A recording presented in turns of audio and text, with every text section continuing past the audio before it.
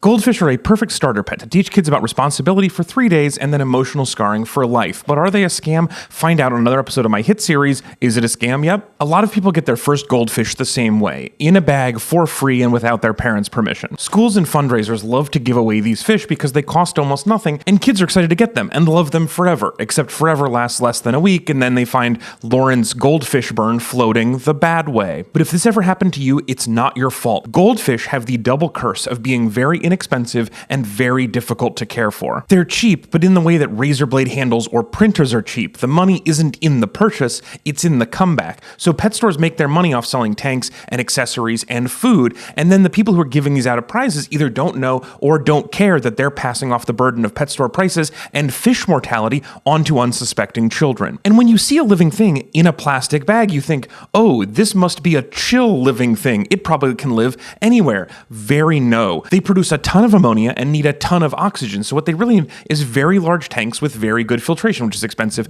and a pain. Plus, the iconic thing that we associate them with is the goldfish bowl, which is a death trap and only a brief stop on the way to the toilet bowl. For fish beginners, aquarium people recommend betta fish, tetras, and guppies, but they're still not cheap or easy. If you want something in your house that you can safely ignore basically forever, get a snake plant. So goldfish are difficult, expensive, given away thoughtlessly, and fated to an untimely death that will scar a child for life. But are they a scam? Yep. There's a company trying to put on a version of the Olympics where everybody is on steroids. It's called the Enhanced Games. But is it a scam? Find out another episode of my hit series, Is It a Scam? Yep. This idea was literally a joke from Saturday Night Live in the 1980s. The first all-drug Olympics open today. Athletes are allowed to take any substance whatsoever. And I know you're thinking only a vapid ghoul would think this is a good idea, but you've seen the news. The vapid ghouls have a lot of money.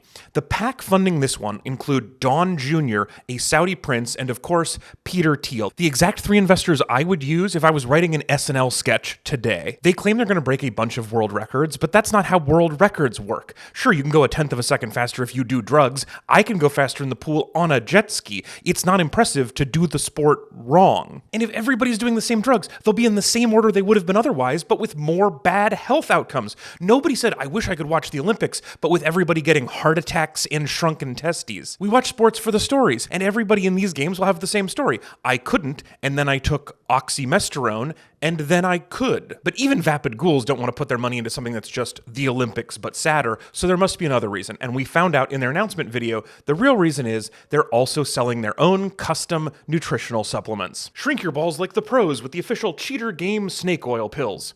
Now it's a business. So it's a boring TV stunt made up of fake accomplishments that's dangerous for the participants, and the whole reason is to sell you bullshit pills. But is it a scam? Yep. Are gifted programs for kids a scam? I can't be the only one who was told that I was gifted as a kid and now I feel like a remedial adult. So I looked into it and I'm going to share what I found in another episode of my hit series, Is It a Scam? Yep. Mine was called GT. Sometimes it's called TAG, which is cuter, but frequently it's called GATE, Gifted and Talented Education, which makes more sense because really what it is gatekeeping resources. There are massive race, gender, and income inequality problems with who gets selected for these programs. So they're not really about taking the smartest kids. They're really more like affirmative action for rich white boys. That may be an accident sometimes, but in other places, it was an explicit plan to keep white parents from taking their kids out of public schools. In some places, the kids are selected by universal test, which comes with all of the problems of standardized testing. Like, for example, they are not good tests of child aptitude, especially in younger students. And I found out you can pay for test prep for your kindergartner, which is the most bonkers sentence I've ever said out loud. But at least the classes are super helpful for the students, right? Nope. Studies of the benefits are really unimpressive. For example, kids can be gifted in one area but not others, so by putting them in GATE programs, you can actually have them fall further behind in some subjects. And one study found that GATE programs tend to avoid actual advanced academics, preferring to focus on creative and critical thinking programs, which sounds fun, but could 100% be done without removing them from the poor kids. So if you were mistakenly labeled a genius, you may not be entitled to compensation, but it might help you to know that those were actually just a way to gatekeep resources for rich white kids whose parents thought they were super special so they could do touchy-feely activities while being alienated from their peers. But were they a scam? Yep. Did you realize that scam tickets have taken over the internet? For example, Hadestown is playing at the Pantages Theater in Los Angeles, but the website Hadestown Pantages is not related to the show or the venue. And all of their links are to a scammy reseller called Big Stub that's designed to look like StubHub that is selling tickets for 3 times the face value of an event that is not sold out. And if you want to know if Big Stub is sketchy, don't worry, they have a lot of 5-star reviews from the totally legitimate website BigStubReviews.com. But what's really shocked me is you don't have to be huge for people to try to rip off your fans. Like my upcoming Portland show, the tickets tickets are from a real website called eTix, but the website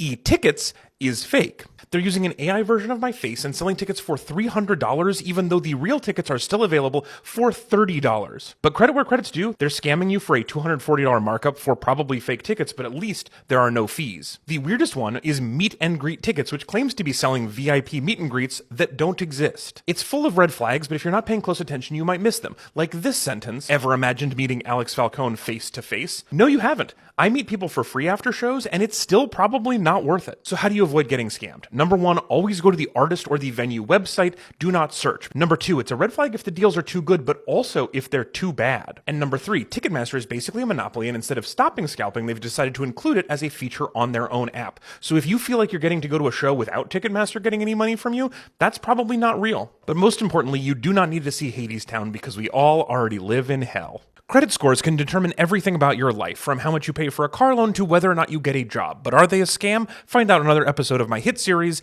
Is It a Scam? Yep.